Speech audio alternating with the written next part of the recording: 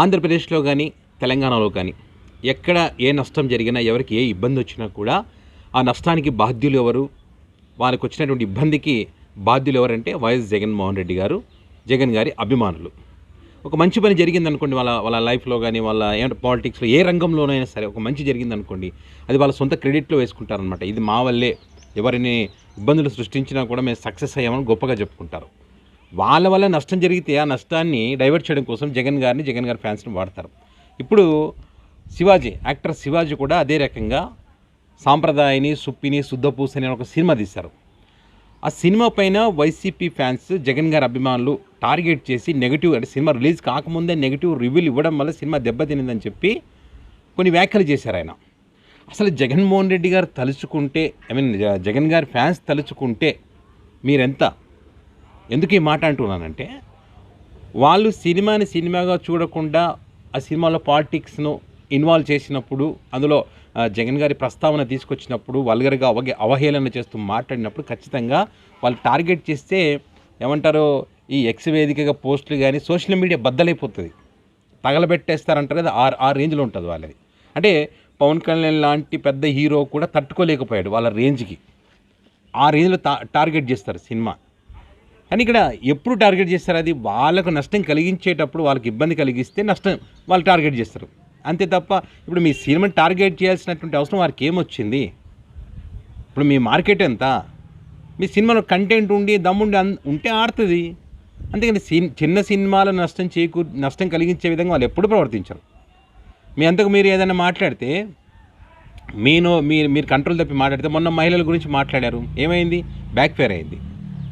ఒక చెప్పే పాయింట్, మీరు మీ మనసులో మంచి ఉద్దేశం ఉంటే మంచి పద్ధతిలో చెప్పడానికి వేరు మార్గాలు ఉన్నాయి. మీరు అది చేయకుండా ఇష్టం వచ్చినట్టుగా మాట్లాడేసి దెబ్బతినేసి, ఇది వాళ్ళే టార్గెట్ చేస్తారు, పేటీఎంలో టార్గెట్ చేస్తారు, వాళ్ళు డబ్బులు ఇచ్చి చేస్తున్నారు, ఇలా చేస్తున్నారని చెప్పి మాట్లాడితే, ఈ సినిమా దమ్ముందంటే పబ్లిక్ వస్తారు, చూస్తారు. గతంలో మీ సినిమాలు కొన్ని 90 days ఏదో ఉంది కదా, ఆ సినిమా ఆడింది కదా, దాన్ని ఎవరు టార్గెట్ చేశారు? ఎందుకంటే ఎవరు టార్గెట్ చేయలేదు. మీరు పాలిటిక్స్లో మాట్లాడకుండా మీ సినిమాలాగా చూసుకుంటూ పోయినప్పుడు ఎవరు ఏమనలేదు. సో ఇప్పుడు మీరేంది, మళ్ళీ మీ సినిమాకి నష్టం జరుగుతుందని చెప్పి దాన్ని ఏం చేయాలి, పబ్లిసిటీ కోసం అని చెప్పి ఇక్కడ జగన్మోహన్ రెడ్డి గారు ఫ్యాన్స్ వీళ్ళంతా టార్గెట్ చేశారు, నెగిటివ్ రివ్యూలు ఇచ్చారని చెప్తే వేరే హీరోల అభిమానులు కానీ మిగతా వాళ్ళు కానీ సపోర్ట్ చేస్తారని దీంట్లో మీరు మాట్లాడుతున్నట్టుగానే కనిపిస్తూ ఉంది ఇక్కడ. అంటే వాళ్ళు పబ్లిసిటీ చేస్తే, వాళ్ళు టార్గెట్ చేసే సినిమా థియేటర్ ఫస్ట్ షోకి మూసేయాల్సిన పరిస్థితి వస్తుంది. అందరూ రియలైజ్ అయ్యి ఇక సినిమాల్లో రాజకీయాలు వద్దని చెప్పి డిసైడ్ అయ్యి ముందుకు పోతూ ఉంటే మరి కావాలని గెలుపుతూ ఉన్నారు. దానికి అతిపెద్ద ఎగ్జాంపుల్ ఇప్పుడు చూడండి, పవన్ కళ్యాణ్ గారి సినిమాకి సంబంధించి ఉస్తాద్ భగత్ సింగ్ సినిమాలో పాలిటిక్స్ లేవని చెప్పి హరీష్ శంకర్ సపరేట్గా ఒక వీడియో రిలీజ్ చేశాడు. ఎందుకంటే వాళ్ళకి తెలుసు, వేరే వాళ్ళని టార్గెట్ చేస్తే, ముఖ్యంగా జగన్ గారి ఫ్యాన్స్ని వాళ్ళని టార్గెట్ చేస్తే సినిమా నష్టం జరుగుతున్న ఉద్దేశంతో ఇందులో ఎలాంటి రాజకీయాలు లేవు, ఎవరి గురించి కించపరుస్తూ డైలాగులు లేవు, ఒక సినిమా అంటే వినోదం కోసమే తీయబడినటువంటి సినిమా అని చెప్పి ఒక క్లారిటీ ఇచ్చారు ముందు జాగ్రత్తగా. అది రియలైజ్ అవ్వడం అంటారు. అంటే తెలుసు నష్టం జరిగితే దారుణంగా ఉంటుందని తెలుసు కాబట్టి జాగ్రత్త పడ్డారు వాళ్ళు. అలాంటి పెద్ద మార్కెట్ ఉన్నటువంటి హీరోల సినిమాలకు సంబంధించి ఆ రకంగా వాళ్ళు జాగ్రత్త పడతా ఉంటే మీరేమో టార్గెట్ చేస్తున్నారు. మీరు ఎందుకు టార్గెట్ చేస్తారా మీ సినిమాని? శుద్ధపూస మాటలు కాకపోతే. పైగా ఈయన అంటాడు, ఏది సిబిఐ కేసులు ఉన్నటువంటి వాళ్ళు కానీ రాజకీయాలు ఉండొద్దని చెప్పి జగన్ గారి కేసులకు సంబంధించి ఉద్దేశించి మాట్లాడతారు. ఆ కేసులు ఎందుకు పెట్టారు, ఏమిటి, అది ఉంటాయా పోతాయా అనేటువంటిది అందరికీ తెలుసు ఏ ఉద్దేశంతో పెట్టారు. ఇప్పుడు చంద్రబాబు నాయుడు గారి పైన ఉన్న కేసులు ఏంటి, తెలంగాణ రాష్ట్ర ముఖ్యమంత్రి రేవంత్ రెడ్డి గారి మీద ఉన్నట్టు కేసులు ఏంటి, అనేక చోట్ల ప్రజాస్వామ్యం మీద విలువ అంటే వాళ్ళందరి గురించి మాట్లాడని అడగండి. మళ్ళీ ప్రజాస్వామ్యం బాగుండాలంటే ఇలాంటి సిబిఐ విచారణ ఎదుర్కొంటే వీళ్ళందరూ ఎవరు కూడా ఉండకూడదు పాలిటిక్స్లోని.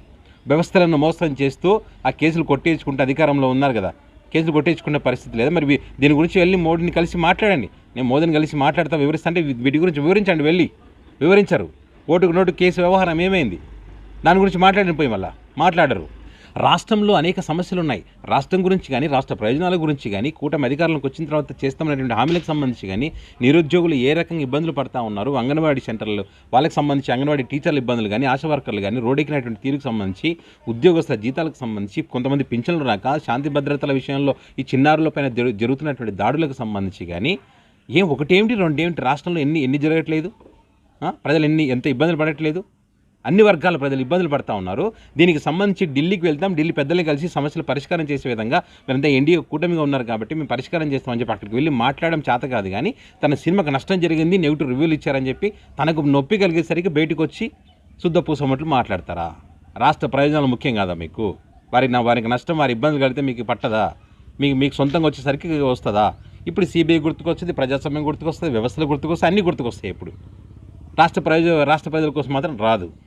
అంటే కేవలం ఇక్కడ ఏం లేదు, వాళ్ళు టార్గెట్ చేస్తారని చెబితే వేరే వాళ్ళ సినిమా చూస్తారన్న ఉద్దేశంతోనే తన సినిమా కలెక్షన్లు పెంచుకోవడం కోసమే మాట్లాడినట్టుగానే ఇది ఉంది.